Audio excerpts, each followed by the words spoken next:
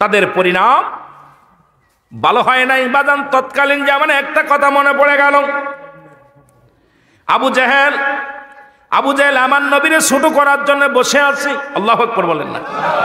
নবীরে ছোট করার জন্য আবু জেহেল কোনোভাবেই পারছে না রাসূলের সঙ্গে। কেমনি ভাবে নবীকে ছোট বানানো যায় পায় তারা শুরু করেছে, কিন্তু বসে পড়ে কাঁদতেছে। ইবলিস শয়তান ওই পাশে যাচ্ছে। ইবলিস বলছে, ভাই কান্দো কেন? কয় ভাই কাঁদছি কে সাদে আব্দুল্লাহর বেটা মুহাম্মদ কই থেকে এক কালে মানছে, যে পড়ে সেই মুসলমান হয়ে যায়, যে শোনে সেই ওর পক্ষে হয়ে যায়। আমার তো বাপদাদার ধর্ম শেষ হয়ে গেল, এখন তো বিপদে আছে। মাস্টার ইবলিস কয় কোনো ব্যাপার, মুহাম্মদকে মানুষের সামনে অপমানই করে দিলি তো হয়ে গেল। কেমনে করা যায়? কয় পথ একটা আছে, তুমি কাজ করো, মিশরের বাচ্চা হাবিব বিন মালিক রে দাওয়াত দাও। কোন দেশের? মিশরের বাচ্চা, তৎকালীন জামানার মিশরের বাচ্চার নাম হলো হাবিব বিন মালিক। ওকে দাওয়াত দিবা, উনি থাকবে প্রধান অতিথি আর তুমি থাকবে বিশেষ অতিথি। দুইটা চেয়ার বানাবা, একটা চেয়ার হবে স্বর্ণের আর একটা চেয়ার হবে রূপার। একটা চেয়ার হবে স্বর্ণের আর একটা চেয়ার হবে রূপার। রূপার চেয়ারে বসবা তুমি আর স্বর্ণের চেয়ারে বসবে হাবিব বিন মালিক। মুহাম্মদকেও দাওয়াত দিবা, 10টার সময় দাওয়াত দিবা, কিন্তু মুহাম্মদকে বলবা 11টায় দাওয়াত, 1 ঘন্টা পরে আসবে। যখন মানুষের সামনে আসবে সিটও পাবে না, জায়গাও পাবে না। মানুষের সামনে মানুষের মধ্যে কাদার মধ্যে ধুলার মধ্যে বসে পড়বে। মুহাম্মাদের ইজ্জত তখন নষ্ট হয়ে যাবে। জোরে জোরে চিল্লায়া বলা যাবে না নাউজুবিল্লাহ। যে কথা সেই কাজ। 2টা চেয়ার বানানো হলো, একটা চেয়ার হলো স্বর্ণের চেয়ার আর একটা চেয়ার হলো রূপার চেয়ার। 2টা চেয়ার বানানো হলো। হাবিব বিন মালিক বসলেন স্বর্ণের চেয়ারে আর আবু জেহেল বসলেন রূপার চেয়ারে। বসে মিটিং করে, আলোচনা করে মুহাম্মদকে কেমনে সাইজ করা যায়, কেমনে তারে দমন করা যায়, পরামর্শ করো তোমরা, পরামর্শ দাও। এমন সময় আল্লাহর নবী আস্তে আস্তে করে মিটিং এর মধ্যে হাজির হয়ে গেলেন। নবীজি দেখে রে চেয়ারের একটা চেয়ারও খালি নয়, হাজার হাজার জনগণ মাটির মধ্যে বসে আছে। আল্লাহর নবীজি পাঞ্জাবিটা উঁচু করে নিচেই বসতে গেছে। যখন পাঞ্জাবিটা এইরকম উঁচু করে কাপড়টা সরাইয়া যখন নিচের মধ্যে বসবে, আমার আল্লাহ কয় জিবরিল রে দৌড়াইয়া যা,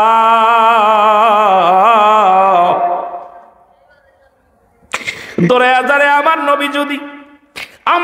নবী যদি ধুলার মধ্যে বসে, আমার ইজ্জতের কসম লাগে, আমার নবীর জন্য আমি স্বর্ণ বানাইলাম, আমার নবীর জন্য আসমান বানাইলাম, আমার নবীর জন্য রূপা বানাইলাম, আমার নবীর জন্য আসমান জমিন যা কিছু আছে সবই বানাইলাম।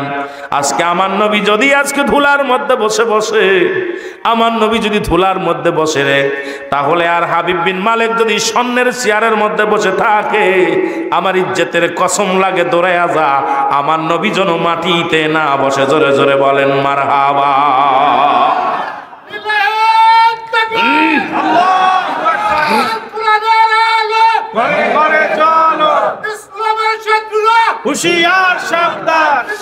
আমার ভাইরা গভীর মনোযোগ।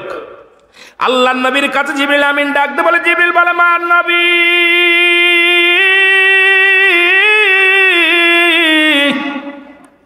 আমার আল্লাহ হুকুম দিচ্ছে আপনি মাটির মধ্যে বসবেন না।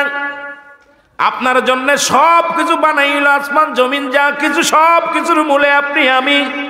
এ দুনিয়ার মানুষ শুনে নাও, আজকে সেই নবী চিনলা না, সেই নবীর বিরোধিতা করো। কেমনে করে রে মুসলমান?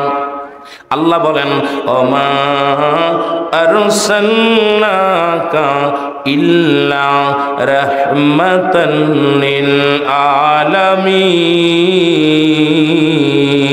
জোরে জোরে চিল্লা বলা যাবে না মারহাবা। এ দুনিয়ার মুসলমান,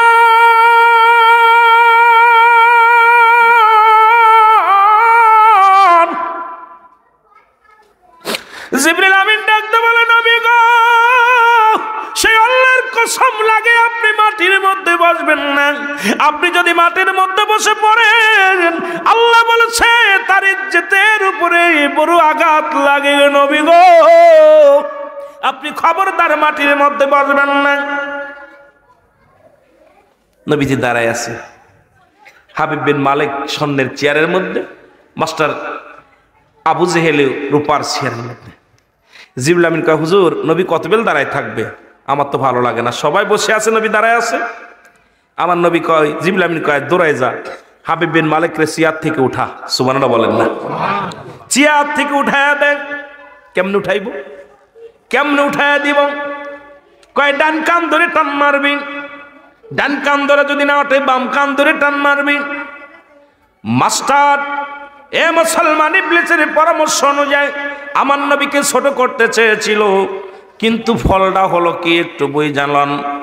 এবার জিবরিল আমিন চলে আসলেন, হাবিব বিন মালিকের কানের মধ্যে ধরে টান মারছে। লোকজন কয়, হুজুর আপনি কি পাগল হইলেন? এরকম ডাকছেন কি? আপনি প্রধান অতিথি না? প্রধান অতিথি যদি এরকম পাগলামি করে মানুষ কি করবো? কান ধরে টান দেয়। লোকজন কারুর দেখে না। আল্লাহ কয়, জিবরিল উঠছেনি? কয় না। কয় বাম কান ধর। সুবহানাল্লাহ বলেন না?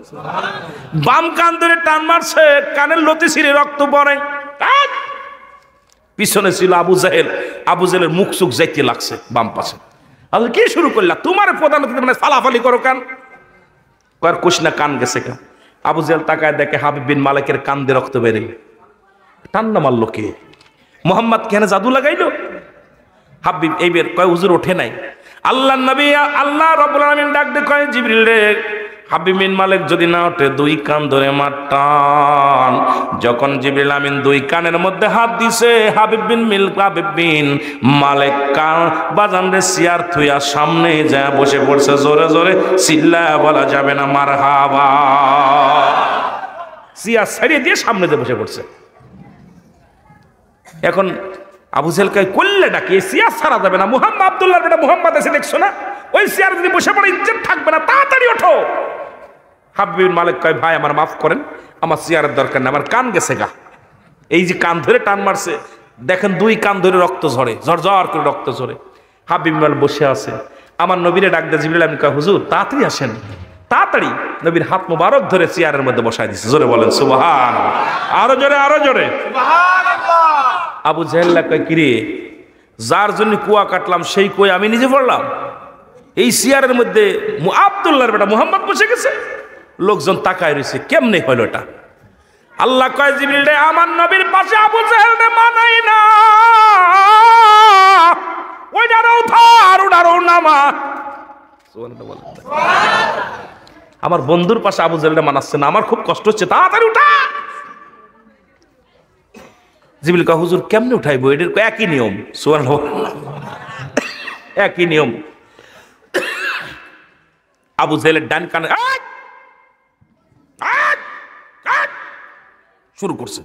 লোকজন কয়, আমরা এই পাগলামি দেখতে আসি নাই, আপনারা শুরু করছেন কে? এক নেতা ওরম হেট হেট করে শুয়ে পড়ছে নিচে, আপনি আবার হেট হেট করেন।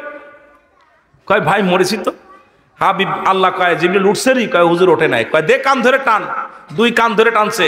এখন আবু জাহেল চিন্তা করে, চেয়ার যদি ছুটে যায় তাহলে শেষ, আমার ক্ষমতা শেষ, চেয়ার ছাড়া যাবে না, কান যায় যাক। আবু জাহেল উঠতে উঠতে দাঁড়ায় গেছে, এইভাবে দাঁড়ায় গেছে। আল্লাহ কয়, কিরে কান ছাড়ে নাই? কয়, না হুজুর ছাড়ে না, চেয়ার ছাড়ে নাই। কয়, লাথি মার। লাথি মারছে যে সামনে যে উল্টে যে পড়ছে। কথা বুঝলি? দুই তিন যা হাত সামনে যে আবু জাহেল পড়ছে, চেয়ারটা খালি হয়ে গেছে। আল্লাহ কয়, ফের জিবরিল আর দেরি করিস না, তুই দাহিয়াতুল কালবে সূরত দইরা রাসূলের পাশে বসে পড়। সুবহানাল্লাহ বলেন না? আরো জোরে বলেন না? দাহিয়াতুল কালবে সূরত দইরা জিবরিল আমিন নবীর পাশে বসে পড়ছে। এখন লোকজন বলে, এই দুইটা লোকরে মাঝে মাঝে দেখি মুহাম্মাদের কানে কানে খালি কুটকুট করে কথা বলে, এই তো সেই লোকটা, এ চেয়ার পেয়ে গেছে। নবীজির সামসা, কথা বোঝেন নাই? নবীজির সাথে থাকে সবসময়। কেন জিবরিল আমিন মাঝে মাঝে দাহিয়াতুল কালবে সূরত দইরা রাসূলের আশেপাশে ঘোরাঘুরি করে। সুবহানাল্লাহ বলেন না? লোকজন সাহাবীরা দেখে, সেই লোকটা নবীর পাশে পড়ছে। আল্লাহর নবী ডাক দিয়ে বলে, ভাইরা আমার, আমিও কোনো বক্তৃতা দিতে আসি নাই, কোনো ওয়াজ করতে আসি নাই, একটা মাত্র ওয়াজ করব, সেই ওয়াজটা শুনেলাম, সেটা হলো লা ইলাহা ইল্লাল্লাহু। জোরে জোরে চিল্লায় বলেন সাল্লাল্লাহু। আল্লাহর নবী বলে, ভাইরা আমার, আপনাদেরকে আমি বলতে চাই, আল্লাহ ছাড়া কোনো মাবুদ নাই, আসমান জমিনের মালিক হলো আল্লাহ। কে মালিক? আরো জোরে বলেন, কে মালিক? আল্লাহ হলো সব কিছুর মালিক, আত্মাকে পাওয়ার একমাত্র ঠিকানা হলো আমি। আপনারা কি সাক্ষী দিলেন? সবাই বলে হ্যাঁ সাক্ষী দিলাম। এখন আবু জেহেল মাথা ঘুরে চিন্তা করে, হারে আসলাম সর্বনাশ করতে, এখন হলোটা কি? এখন তো বড় বিপদের মধ্যে পড়ে গেলাম।